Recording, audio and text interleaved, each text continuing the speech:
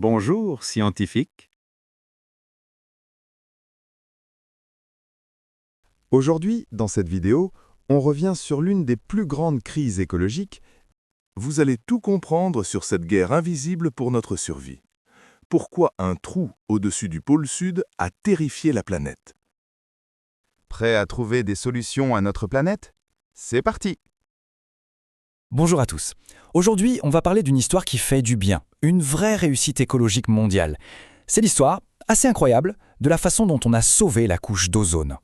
Mais on va commencer avec une question qui peut sembler un peu étrange. On entend tout le temps que l'ozone c'est un polluant, que c'est dangereux. Alors pourquoi est-ce que la planète entière s'est mobilisée pour l'empêcher de disparaître là-haut dans le ciel? C'est une très bonne question, et la réponse est vraiment au cœur de toute cette histoire. Ok, alors, allons-y. Plongeons dans ce qu'on appelle le paradoxe de l'ozone. Pour bien comprendre, il faut savoir qu'en fait, il n'y a pas un seul type d'ozone, mais deux. Et voilà, toute la clé est là. C'est une histoire d'altitude. En bas, au niveau du sol, là où on vit, l'ozone, c'est le mauvais ozone. C'est un polluant, un composant du smog, vraiment nocif à respirer. Mais si on monte très très haut dans l'atmosphère, dans la stratosphère, eh bien là, ce même gaz devient le bon ozone. Il forme une couche qui est absolument vitale pour nous.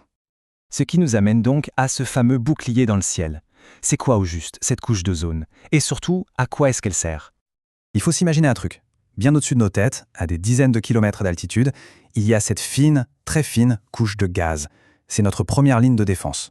Et ce qui est fou, c'est qu'elle se forme toute seule, naturellement, juste avec les rayons du soleil qui rencontrent les molécules d'oxygène. Ce rôle, il est simple, mais alors il est capital. C'est un bouclier, ni plus ni moins. Il protège absolument toute la vie sur Terre. Pour le dire franchement, sans cette couche d'ozone, la vie telle qu'on la connaît aujourd'hui n'existerait pas. C'est littéralement l'écran solaire de la planète Terre. Un écran total super efficace. Il absorbe la grande majorité des rayons ultraviolets du soleil, les fameux UV. Oui, ceux-là même qui sont si dangereux, qui peuvent causer de graves maladies et endommager tous les écosystèmes. Mais voilà, l'histoire prend un virage beaucoup plus sombre dans les années 70. L'ambiance change. Les scientifiques commencent à remarquer quelque chose d'anormal, quelque chose qui cloche. Notre bouclier était en train de se fissurer. Au début, c'était juste des mesures un peu bizarres, inquiétantes. Mais en 1985, bam, la confirmation tombe et c'est un choc. Il y a bien un trou immense et il ne cesse de grandir, juste au-dessus de l'Antarctique. D'un coup, on a compris que la menace était planétaire. Et ce sont des images comme celle-ci qui ont provoqué un véritable électrochoc mondial. Parce que soudain, ce n'était plus une théorie abstraite ou des chiffres dans un rapport, non, c'était là, sous nos yeux, un trou béant dans notre ciel. La menace invisible était devenue terriblement concrète. Alors la question était sur toutes les lèvres, qu'est-ce qui pouvait bien causer un truc pareil? L'enquête pour trouver le coupable a commencé. Et l'enquête a été rapide. Le coupable, en fait, c'était nous. Ou plutôt nos produits chimiques industriels. Les principaux accusés, les chlorofluorocarbures, les fameux CFC. On en trouvait partout à l'époque. Dans les frigos, les clims, les bombes aérosols.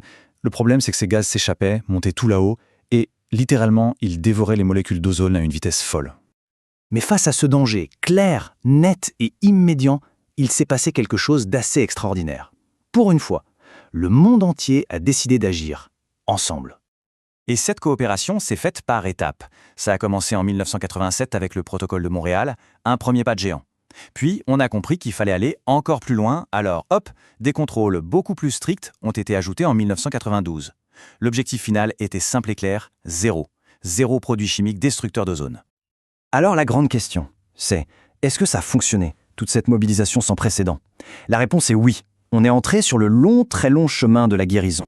Les scientifiques estiment que si on maintient le cap, si on continue nos efforts, la couche d'ozone devrait être complètement réparée, revenue à son état normal, aux alentours de 2050. C'est presque demain. C'est un objectif tangible et surtout un puissant symbole d'espoir. Le message à retenir est vraiment positif. C'est que l'action collective, ça marche.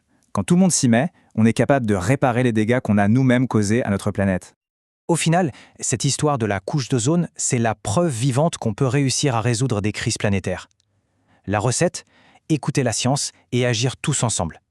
Alors la question qui se pose aujourd'hui, c'est quel sera le prochain défi qu'on décidera de relever? شكراً على المشاهدة. إذا عجبك الفيديو لا تنسى الاشتراك في القناة، قناة بروفي التعليمية.